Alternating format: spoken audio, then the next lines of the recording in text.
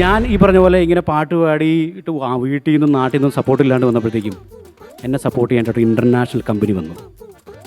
ഞാൻ അവർക്ക് വേണ്ടി പാടി റെക്കോർഡ് ചെയ്തു. അവരെഴുതി കാണിച്ചു, യുവർ റെക്കോർഡിങ് ഈസ് ഓസം. ആ കമ്പനിയുടെ പേരാണ് സ്മ്യൂള്.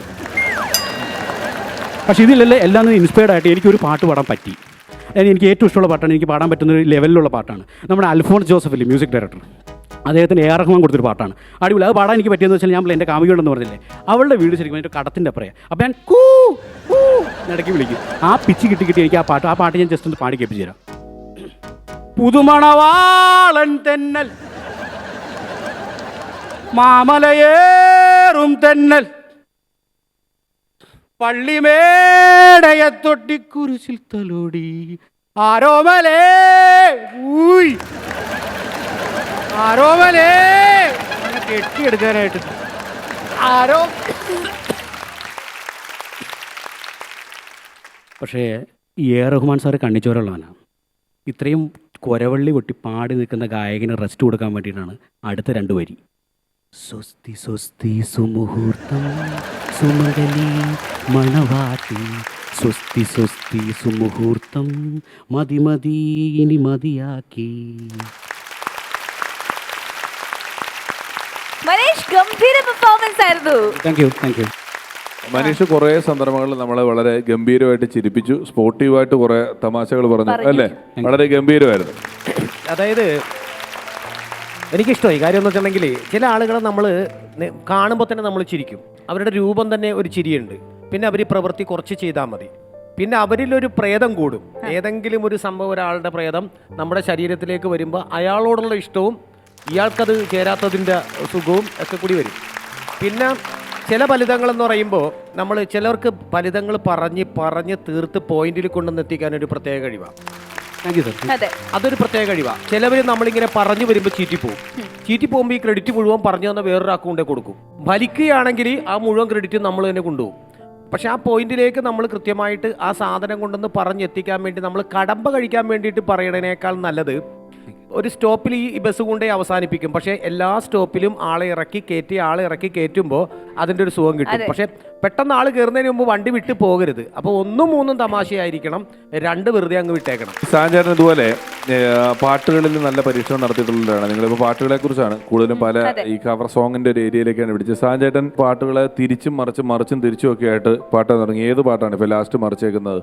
ചപ്പനം പാത്തേ താരഞ്ചാമാത്തേ മേ പൂയിൽ നേ പൂളേ രംഗപ്പൂ ഇക്കിച്ചൊണ്ടോ ഇനി ചുക്കോഴ വാൽപ്പീത്തേ വാന്നുപോഴേരുന്നുവോ. പഴയ ആളുകൾക്ക് വേണ്ടി പാരിജാതം.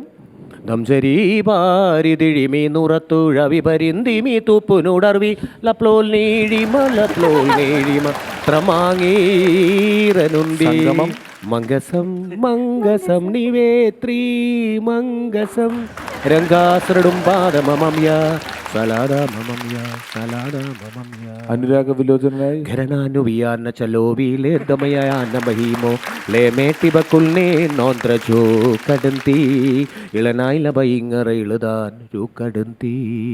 ഇതിന്റെ കവർ വെർഷൻ വേറെ ഉണ്ടത്ര. എൻ്റെ വീടിനടുത്ത ഒരാളുണ്ട്, അയാൾ തന്നെ തമാശ പറഞ്ഞ് അയാൾ തന്നെ ചിരിക്കും. അപ്പോൾ നമ്മൾ ചോദിക്കും, എന്താ നിങ്ങൾ തമാശ പറഞ്ഞ് നിങ്ങൾ തന്നെ ചിരിക്കണത്? നമ്മൾ ഒരു കാര്യത്തിലും വേറൊരാളെ ആശ്രയിക്കരുതെന്നാണ് അച്ഛൻ എന്നെ പറഞ്ഞു പഠിപ്പിച്ചത്. അപ്പോൾ മനീഷ് ഒരിക്കൽ കൂടി പറയുവാണ്, അടിപൊളി പെർഫോമൻസ് ആയിരുന്നു. മനീഷ് പെർഫോം ചെയ്യുന്നതിൻ്റെ ഇടയിൽ 1-2 പ്രാവശ്യം നമ്മൾ ടോയ്ലറ്റ് എന്ന് പറഞ്ഞല്ലോ. നമ്മുടെയൊക്കെ വീട് വയ്ക്കുമ്പം ഈ ടോയ്ലറ്റ് പുറത്തൊരു ബിൽഡിങ്ങില്ല, പുറത്താണ്, വീടിനകത്ത് ടോയ്ലറ്റ് അങ്ങനെ വെച്ചിട്ടില്ല.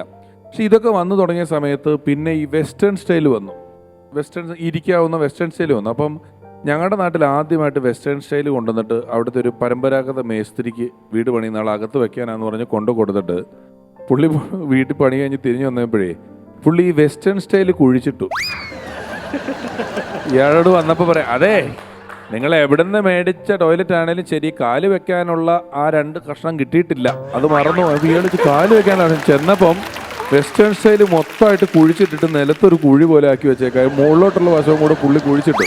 അതുപോലെ വേറൊരു മേസ്ത്രി വന്നിട്ട് ഈ 2 സൈഡിൽ കാല് വെക്കാനായിട്ട് 2 വൈറ്റ് സാധനങ്ങൾ ഉണ്ടാവുമല്ലോ, ഇത് വച്ചപ്പോൾ ഇത് അലൈൻമെന്റ് മാറി ഇത് ഇങ്ങനെ വെച്ചു പുള്ളി. ഇങ്ങനെ വെച്ചപ്പോൾ എന്താ കുഴപ്പമെന്ന് വെച്ച് കഴിഞ്ഞാൽ രാവിലെ എണീറ്റ് കഴിഞ്ഞാൽ ആ വീട്ടുകാർ ഓട്ട മത്സരത്തിന് നിൽക്കുന്ന പോലെ ഇങ്ങനെയാ ഈ കാൾ ലൂയിസും ബെൻ ജോൺസണും ബോൾട്ടൊക്കെ നിൽക്കുന്നത് പോലെ. ഓടാൻ നിൽക്കുന്ന പോലെ നിൽക്കേണ്ടി വരും. നമ്മുടെ അവിടെ ഒരാൾ വീട് വെച്ച് കഴിഞ്ഞിട്ട് ചെറിയ അയാളുടെ ഭയങ്കര വിശ്വാസിയാണ്, കൈ മുറിഞ്ഞാൽ ജോത്സ്യൻ്റെ അടുത്ത് പോകുന്ന ആളാണ്. അപ്പോൾ പുള്ളിക്ക് വീട് വെച്ച് കഴിഞ്ഞിട്ട് ചെറിയ കഷ്ടകാലമൊക്കെ തോന്നിക്കഴിഞ്ഞിട്ട് പുള്ളി ഒരു നല്ല എവിടുന്നോ ഒരു വാസ്തുക്കാരനെ രംഗത്തിറക്കി. വാസ്തുക്കാരൻ വന്ന് വീട് മുഴുവൻ നോക്കിയിട്ട് പറഞ്ഞ് ചിലവ് ഇച്ചിരി ഉണ്ട്, അതിന് തയ്യാറാണെങ്കിലേ ഞാനിത് പറയുള്ളൂ. പുള്ളി പറഞ്ഞ് എത്ര പൈസയായാലും ചെയ്തല്ലേ പറ്റുള്ളൂ, ചെയ്യാം, ഫ്രണ്ട് പൊളിക്കണം, ദർശനം പ്രശ്നമാണ്, ഈ ഫ്രണ്ട് വശം ഇതേപോലെ ആ സൈഡിലോട്ടാക്കണം, ഇത് പ്ലെയിൻ ഭിത്തിയാക്കി ഇടണം എന്ന് പറഞ്ഞു. അപ്പോൾ അവർ ശരിയെന്ന് പറഞ്ഞ് വാടകയ്ക്ക് താമസിച്ചിട്ട് ഏകദേശം 3 മാസം കൊണ്ട് ഈ ഫ്രണ്ട് എലിവേഷനൊക്കെ പൊളിച്ച് ഇത് ആ സൈഡിലോട്ടാക്കി തിരിച്ചു വെച്ചു. അപ്പോൾ ഇയാൾ പറഞ്ഞിട്ടാണല്ലോ അതൊക്കെ ചെയ്തത്. അങ്ങനെ അതുകൊണ്ട് ഇതിൻ്റെ രണ്ടാമത് റീപാല് കാച്ചലിന് ഇയാളെ തന്നെ മെയിൻ ആളായിട്ട് കർമ്മികമായിട്ട് വിളിച്ചു. അപ്പോൾ അയാൾ വന്നു, ഗംഭീരായി, ഇനി ഒരു കുഴപ്പങ്ങളും ഉണ്ടാവില്ല, എല്ലാം ഗംഭീരായി എന്നൊക്കെ പറഞ്ഞ് പുള്ളി കുറച്ച് പൂജയൊക്കെ ചെയ്ത് പറഞ്ഞ് ഇനി എല്ലാവരും കിഴക്കോട്ട് തിരിഞ്ഞ് എന്ന് പ്രാർത്ഥിക്കാം എന്ന് പറഞ്ഞിട്ട് പുള്ളി അനൗൺസ് ചെയ്തിട്ട് പുള്ളി കണ്ണടച്ചിട്ട് എല്ലാവരും അങ്ങോട്ടും തിരിഞ്ഞ് നിൽക്കുന്നു, പുള്ളി മാത്രം ഇങ്ങോട്ടും തിരിഞ്ഞ് നിൽക്കുക.